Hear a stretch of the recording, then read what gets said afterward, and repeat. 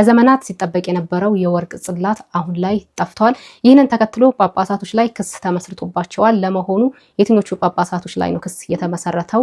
ቦታውስ የት ነው የሚለውን በዚህ ቪዲዮ የምንመለከት ይሆናል። ጠቅላዩ በራሳቸው ፍቃድ ስልጣናቸውን ሊለቁ እንደሚችሉ መረጃዎች እየወጡ ይገኛሉ። የፕሮቴስታንት እምነት ተከታይ የሆነው ወንድማችን መሮናል፣ ሁላችንም መሄጃ አጥተን ነው ጴንጤ የሆነው ሰልችቶናል ሲል መልእክቱን በሶሻል ሚዲያ ላይ አጋርቷል። እነዚህንና ሌሎችን ቪዲዮዎች በሰፊው የምንመለከት ይሆናል። ለመሆኑ የትኛው ሀገረ ስብከት ላይ ነው የወርቅ ጽላት እየጠፋው? እነማንስ ላይ ነው ክስ የተመሰረተው የሚለው እናስቀድም። ያልተጠበቀ ጉድ ነው። የወርቅ ጽላቱ የት ገባ? ጳጳሳቱ ለምን ተከሰሱ? ለመንበረ ፓትርያርክ ጠቅላይ ቤተ ክህነት የገባው ደብዳቤ እጃችን ገብቷል። በሀገረ ስብከቱ ዋና ጸሐፊ ወለጋ ሀገረ ስብከት መረጃውን በአጭሩ አቀርባለሁ። ከልዩ ጥበቃ ክፍል ውስጥ የወርቅ ጽላት እንዴት ሊጠፋ ይችላል? የጣት መጠቋቋሙስ በከፍተኛ የቤተ ክርስቲያን አባቶች ላይ ለምን ሆነ? ቤተ ክርስቲያኒቱን እያነጋገረ ያለው የምስራቅ ወለጋው አሳሳቢ ክስተት ብዙዎችን ጉድ አሰኝቷል። በምስራቅ ወለጋ ሀገረ ስብከት ለረጅም ጊዜ በከፍተኛ ጥንቃቄ በልዩ ክፍል ውስጥ ሲጠበቅ የነበረ የወርቅ ጽላት ድንገት የውሃ ሽታ ሆኗል። ሀገረ ስብከቱ ለፓትርያርኩ ጽሕፈት ቤት በላከው ደብዳቤ መሰረት ጽላቱ በተደረገ ድንገተኛ ፍተሻ ሊገኝ አልቻለም። ነገር ግን ከሁሉ በላይ የሚያስገርመውና ነገሩን አሳሳቢ የሚያደርገው ሀገረ ስብከቱ የወሰደው እርምጃ ነው።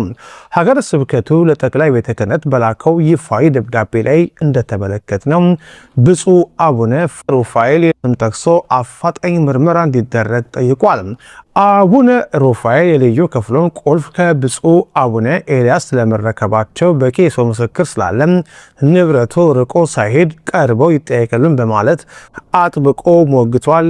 በሀገረ ስብከቱ ዋና ጸሐፊ የተጻፈው ደብዳቤ በአንድ ሀገረ ስብከት ጽሕፈት ቤትና በከፍተኛ የሲኖዶስ አባላት መካከል እንዲህ አይነት ግልጽ ክስ መነሳቱ በአካባቢው ምዕመናን ዘንድ ከፍተኛ ቁጣንና መደናገርን ፈጥሯል።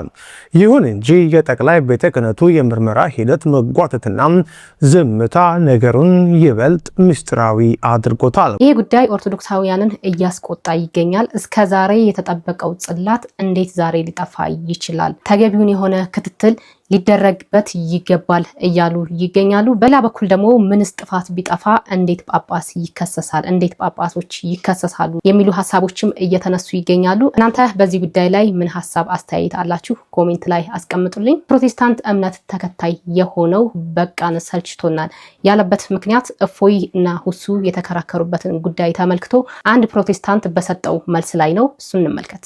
የወንጌል አማኞች እፎይ ፎሎ መደረግ እንዳለበት ጀግናቸው እንደሆነ ሲናገሩ ሰምቻለሁኝ። እናንተ ምን ትላላችሁ? እኔ የተለየ ሀሳብ አለኝ። እኔ በሁለቱም በኩል የነበሩት ተወያዮች ህይወት የሌላቸው ወዴት እንደሚሄዱ የማያውቁ መሆኑን ላሳያችሁ ፈልጋለሁ። ኦርቶዶክስ ወንጌል አማኝ ነች። በኢየሱስ ክርስቶስ ሞትና ትንሣኤ ታምናለች። ትልቁን ፒክቸር እየነቀነቁ በትናንሽ በተጨማለቁ እጆች ራስን ለማተለቅ መሞከር ድንቁርና ነው። በነገራችን ላይ በጣም ኤክስትሪምሊ እየተማረርኩኝ ያለሁት ስርዓት አልባ በሆኑ ጴንጤዎች ነው። ሞራል አልባ በሆኑ ጴንጤዎች እና የምንሄድበት አተን ነው ጴንጤ ሆነን የተቀመጥነው። ምንም አማራጭ ስለሌለን ልጆች ስላሉን ምናምን ስላለን ግራ ተጋብተን መሪው ደንቆሮ፣ ሰባኪው ደንቆሮ፣ ሐዋርያው ደንቆሮ፣ ነብዩ ደንቆሮ ግራን የሚያጋባቸው አሁን መጥቶ እፎይን ለመተቸት ይሞክራል። እሱ እኮ ምናልባት በትንቢትና በምናምን ስም ህፃናትና ሴቶችን ሲዘብዝ የሚኖር ሆዳደር ባንዳ ነው። እኛም ቢሆን እያልን ያለነው ኑ በብርሃኑ ተመላለሱ፣ ወደ እናት ቤተክርስቲያናችሁ ኑ።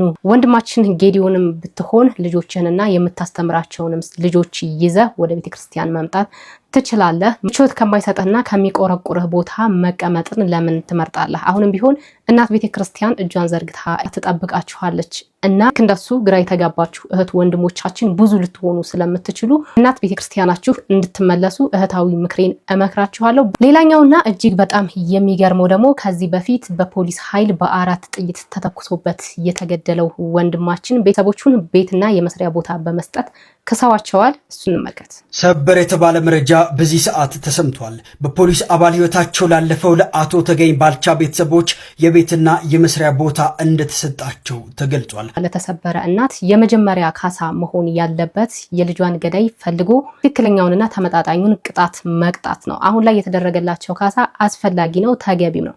ነገር ግን መቅደም ያለበት የልጇን ገዳይ ይዞ ተገቢውን እርምጃ መስጠት ነው። ንብረቱና ከቁሱ በላይ የእናትን ልብ የሚጠግነው የመጀመሪያው አማራጭ ነው። ይሄኛው ደግሞ ሌሎች ወንጀለኞችም እንዳይበረታቱና ወንጀሎች እንዳይስፋፉ ያደርጋል። አሁን ላይ እንደዚህ አይነት ወንጀሎች እየተስፋፉና እየተለመዱ ያሉት ወንጀለኛው አካል ተገቢውን የሆነ ቅጣትና ተገቢውን የሆነ እርምጃ ተሰጥቶት ስለማናይ ነው። በሌላኛው መረጃ ስናቀና ደግሞ ጠቅላዩ በሳቸው ፍቃድ ስልጣን እንደሚለቁ ተናግረዋል። ጠቅላይ ሚኒስትር አብይ አህመድ ስልጣን ለመልቀቅ ፈቃደኛ መሆናቸውን ገለጹ።